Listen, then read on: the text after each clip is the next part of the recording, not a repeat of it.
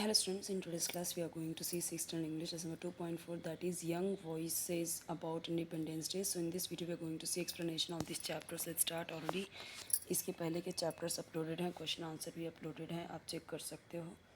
ठीक है, तो अभी यहाँ पे हम देखेंगे इसका एक्सप्लेनेशन. ठीक है, यहाँ पे स्टार्टिंग में क्वेश्चन है, when do we celebrate our independence day, what does independence mean. और यहाँ पे और भी क्वेश्चंस हैं, सिल्वर जुबली कब मनाते हैं, डायमंड जुबली कब मनाते हैं, प्लैटिनम जुबली, गोल्डन जुबली. ठीक है, उसके बाद ये क्वेश्चन है डूज एंड डोंट्स का. ठीक है, तो अभी इन सब का आंसर देख लेते हैं. पहले पीडीएफ में मैंने बताया हुआ है, यहाँ पे आंसर देखिए. When do we celebrate our independence day, answer यहाँ पे दिया हुआ है. यहाँ पे आंसर शॉर्ट में एक ही लाइन में हो गया, बट आपको अलग अलग लाइन में आंसर लिखना है. आंसर में देखिए, we celebrate it on 15th August every year. What does independence mean, तो आंसर क्या आएगा, independence means freedom to live and make our own decisions. हर एक चीज़ ध्यान दीजिए कि आंसर आपको ऐसे मिक्स करके नहीं लिखना है. ओके, आपको आंसर अलग से लिखना है, वर्कबुक में भी और आपकी जब टीचर बोले वहाँ पे भी, एग्ज़ाम में भी. ऐसे एक ही लाइन में क्वेश्चन, एक ही लाइन में आंसर नहीं. ये तो यहाँ पे पीडीएफ में बाय डिफ़ॉल्ट कुछ प्रॉब्लम्स आ जाते हैं तो हो जाता है वो. अब देखो यहाँ पे जो मैच करने वाला था, सिल्वर जुबली कब मनाते हैं, 25 ईयर. गोल्डन जुबली कभी 60 ईयर्स में. प्लैटिनम जुबली कभी 70 ईयर्स में. गोल्डन जुबली यहाँ पे 50 ईयर्स में. यहाँ पे आपके क्वेश्चन ऐसे दिए हुए हैं और यहाँ पे ये आंसर है. डूज डोंट्स में देखो क्या है, respect the national flag, stand properly during the national anthem, wear clean and iron uniform. Don'ts में देखो, do not throw plastic bags on the ground, do not talk और laugh during the national anthem. तो ये सब आपका ये answer हो गया जो मैंने अभी आपको बताया.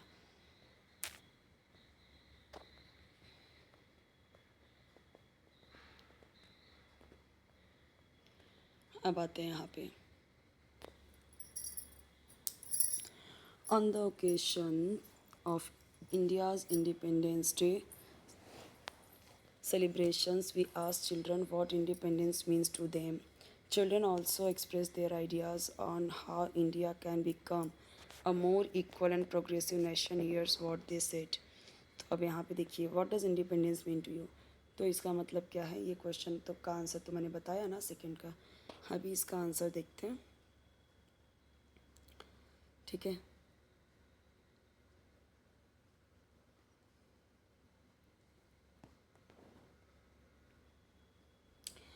On the occasion of India's independence day celebrations. तो देखो यहाँ पे इसका मतलब क्या है कि भारत के इंडिपेंडेंस डे के सेलिब्रेशंस के ओकेशन पे, यानी कि भारत के स्वतंत्रता दिवस के अवसर पर, वी आस्क्ड चिल्ड्रन, हमने बच्चों से पूछा, what independence means to them, कि उनके लिए इंडिपेंडेंस यानी फ्रीडम, स्वतंत्रता का अर्थ क्या है, मीनिंग क्या है. Children also expressed their ideas on how India can become a more equal and progressive nation. Here's what they said. So यहाँ पे देखिए, children also expressed their ideas. तो बच्चों ने भी बताया, एक्सप्रेस किया कि how India can become more equal, कि भारत अधिक, मतलब भारत को अधिक इक्वल एंड प्रोग्रेसिव नेशन, यानी उन्नतिशील, प्रगतिशील. प्रोग्रेसिव का मतलब क्या होता है, जो आगे चल के प्रोग्रेस करे, डेवलप करे वो नेशन. तो वो कैसे बन सके, कैसे बनाया जा सकता है. So here's what they said. तो यहाँ पे या बच्चों ने क्या कहा वो नीचे दिया गया है. यानी कि जब बच्चों से पूछा गया कि आपके लिए आज़ादी का मतलब क्या है, स्वतंत्रता का मतलब क्या है, तो बच्चों ने भी ये बताया कि भारत को अधिक इक्वल, यानी बाकी के कंट्रीज़ के कंपैरिजन में इक्वल, समान, एक जैसा और प्रोग्रेसिव, प्रगतिशील देश कैसे बनाया जा सकता है. नीचे उनके विचार दिए गए हैं. एक्सप्रेस ओपनली, अवनी है 10 साल की, जयपुर से. उसने क्या बोला, तो देखो उसने बोला, independence means having the freedom to speak raise questions, share ideas, and live freely. It also means being able to make one's own choices. So independence का मतलब क्या है? Having the freedom to speak, बोलने का freedom हो, raise questions, questions उठाने का, questions रखने का, क्वेश्चंस पूछने का, पूछने की भी फ्रीडम हो, आज़ादी हो, अपने आइडियाज़ को शेयर कर सके, रह सके फ्रीली, आज़ादी से। ये सब के सब क्या है? Independence. It also means being able to make one's own choices. ये क्या बनाता है? ये लायक बनाता है, योग्य बनाता है किसी के चॉइसेस को, यानी कि उसका कहने का मतलब क्या है? स्वतंत्रता का अर्थ है कि हमें खुलकर बोलने, प्रश्न पूछने, अपने विचार शेयर करने यानी साझा करने और स्वतंत्र रूप से जीने की आज़ादी मिले। इसका यह भी अर्थ है कि हम अपना निर्णय स्वयं ले सकें, हम अपना डिसीजन, अपनी चॉइसेस खुद ले सकें अपने खुद से। बीइंग कॉन्फिडेंट, तो देखो, I feel independent when I go out and buy groceries on my own and pay money carefully। तो इसने क्या बोला? जब मैं खुद बाहर जाता हूँ, सामान खरीदता हूँ और सावधानी से, केयरफुली यानी सावधानी से पैसे पे करता हूँ, ठीक है, तब मुझे क्या महसूस होता है? इंडिपेंडेंट, आत्मनिर्भर महसूस होता है। Independence helps me gain confidence, face challenges and try new things.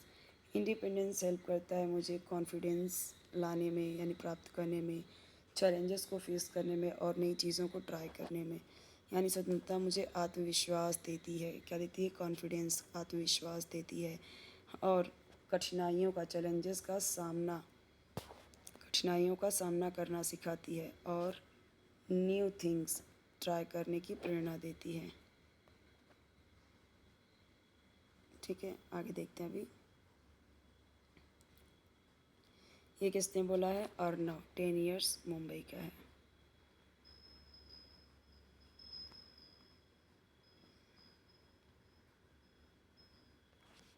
Next देखते हैं, how can we make India fairer and more equal nation. एक एक क्वेश्चंस बीच में पूछा गया है, अभी देखते हैं।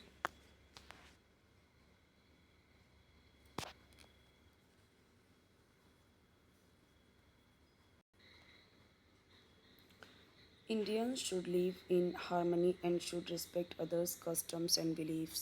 सो भारत के सभी लोग यानी Indian should live in harmony. Harmony यानी क्या? प्रेम से, भाईचारे के साथ और रिस्पेक्ट से रहना चाहिए और एक दूसरे के कस्टम यानी रीति रिवाज, उनके बिलीफ्स यानी जो उनकी मान्यताएं हैं, उसको क्या करना चाहिए? सम्मान करना चाहिए। यानी भारत के सभी लोगों को आपस में प्रेम, हारमोनी का मतलब क्या है? हारमोनी का मतलब है प्रेम और भाईचारे के साथ मिलजुल के रहना चाहिए और सभी रीति रिवाज, कस्टम में यानी रीति रिवाज, और बिलीफ यानी मान्यता, उस रीति रिवाजों और विश्वासों का सम्मान करना चाहिए। We should provide equal opportunity for education and means for the upliftment of every section of society.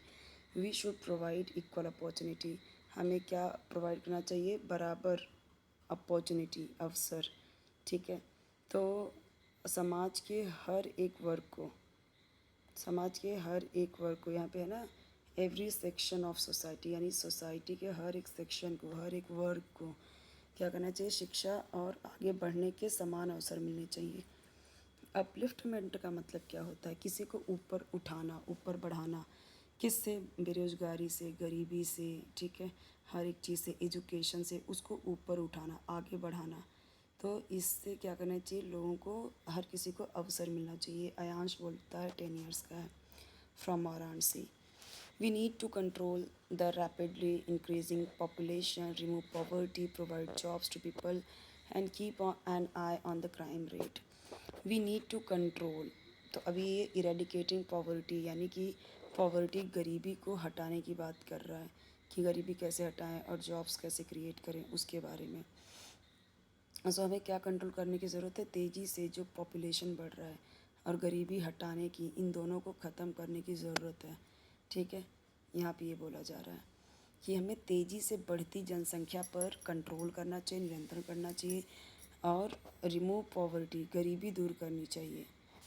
और क्या करना चाहिए? Provide jobs to people and keep an eye on the crime rate. Jobs provide करना चाहिए, और जो crime rate बढ़ रहे हैं अपराधों पर क्या करना चाहिए, कंट्रोल रखना चाहिए, नियंत्रण रखना चाहिए हमें।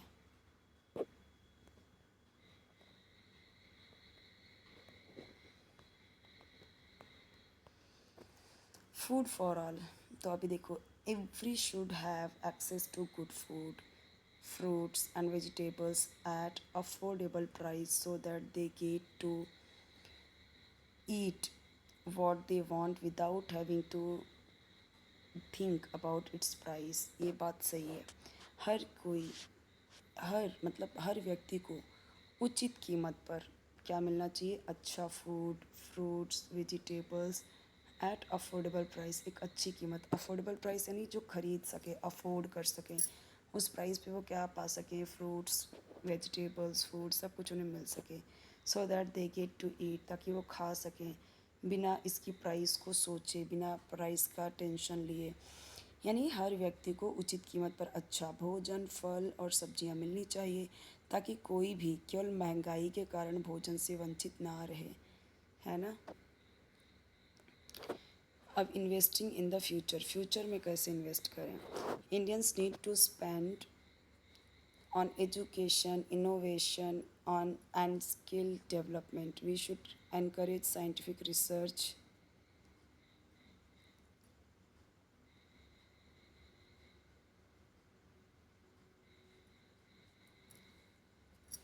and move towards the digital future। तो हमें स्पेंड करना है एजुकेशन पे, ठीक है, यानी और किस पे, innovation and skill development. Skill development आपको पता है ना कि हुनर होना चाहिए, कौशल होना चाहिए, कुशलता होनी चाहिए अपने अंदर। यानी हमें शिक्षा, नई खोजों, नई खोज यानी इनोवेशन, इनोवेशन का मतलब क्या, नई खोजों, नई खोज, और स्किल डेवलपमेंट, कौशल विकास पे हमें क्या करना चाहिए, अधिक ध्यान देना चाहिए। We should encourage scientific research, हमें इनकरेज करना चाहिए क्या, साइंटिफिक रिसर्च पे, वैज्ञानिक अनुसंधान पे उसको बढ़ावा देना चाहिए। और and move towards a digital future, और डिजिटल फ्यूचर, डिजिटल भारत की ओर आगे बढ़ना चाहिए, ऐसा बोला जा रहा है, ठीक है। अब क्लीन इंडिया बेटर इंडिया, साफ़ सुथरा भारत अच्छा भारत। We need to keep our nation clean, there should be a fine on spitting and littering on the streets. देखो यहाँ पे क्या बोला गया कि हमें अपने नेशन को क्लीन रखना चाहिए, क्लीन रखने की ज़रूरत है। ये क्या होना चाहिए, यहाँ पे फ़ाइन होना चाहिए थूकने पर, कचरा करने पर गलियों में। तो हमें अपने देश को स्वच्छ रखना चाहिए, सड़क पर थूकने और कचरा फैलाने वालों पर फ़ाइन लगाना चाहिए, यानी क्या लगाना चाहिए, जुर्माना लगाना चाहिए। नेक्स्ट है सपोर्टिंग स्पोर्ट्स वुमेन। यहाँ पे क्या बोला जा रहा है, we need to give girls equal opportunities to play sports and support them as much as we support men। हमें ज़रूरत है कि हम गर्ल्स को भी बराबर की अपॉर्चुनिटी दे सकें, ताकि वो स्पोर्ट्स में को सपोर्ट कर सके, ठीक है, जितना कि वो मैन को करते हैं। यानी कि लड़कियों को भी खेलों में लड़कों के समान अवसर मिलना चाहिए। हमें we need to cheer equally loudly for both genders and encourage them equally। हमें क्या करना चाहिए, we need to cheer, हमें महिला खिलाड़ियों को भी उतना ही समर्थन, चीयर करना चाहिए, और लाउडली ज़ोर से उनका भी समर्थन करना चाहिए, चीयर करना चाहिए, जितना कि हम पुरुष खिलाड़ियों का करते हैं। यानी दोनों जेंडर, लड़का लड़की दोनों के लिए इक्वली हम एनकरेज करें, है ना। ये मृण्मयी 11 ईयर्स थाने से बात मतलब उसने बोला है। टीचिंग इक्वालिटी, तो टीचिंग इक्वालिटी में देखो क्या है, to be more equal nation we should have a good education system that teaches equality for all. तो यहाँ पे क्या बोला गया, एक समान और बेहतर राष्ट्र बनने के लिए ऐसी शिक्षा व्यवस्था होनी चाहिए जो सभी को समानता का पाठ पढ़ाए। हमें ऐसे नेताओं का, we should vote for leaders, में ऐसे नेताओं को वोट देना चाहिए who work for everyone's better future, जो हर किसी के फ्यूचर के बेटरमेंट के लिए काम करे, भलाई के लिए काम करे, ठीक है। यहाँ पे ये बोला गया है। अब यहाँ पे दिया गया है इंडिपेंडेंस का मतलब, रिस्ट्रिक्शन का मतलब हार्मनी, अपलिफ्टमेंट, इरेडिकेट, इक्वालिटी, इन सब का मतलब क्या है वो सब यहाँ पे दिया गया है। तो इसके बाद ये जो क्वेश्चंस हैं इनके आंसर्स हम देखेंगे नेक्स्ट वीडियो में, अलग से वीडियो प्रोवाइड करूँगी इसका। इसके अलावा कोई वीडियो चाहिए कमेंट सेक्शन में बताइए, चैनल जरूर सब्सक्राइब कीजिए, वीडियो लाइक कीजिए, फ्रेंड्स साथ शेयर कीजिए अपने, और बेल आइकन प्रेस कीजिए ताकि जब भी नई वीडियो अपलोड करूँ आपको उसका नोटिफिकेशन ईजिली मिल जाए, आपको ढूंढने की ज़रूरत नहीं पड़े। ओके।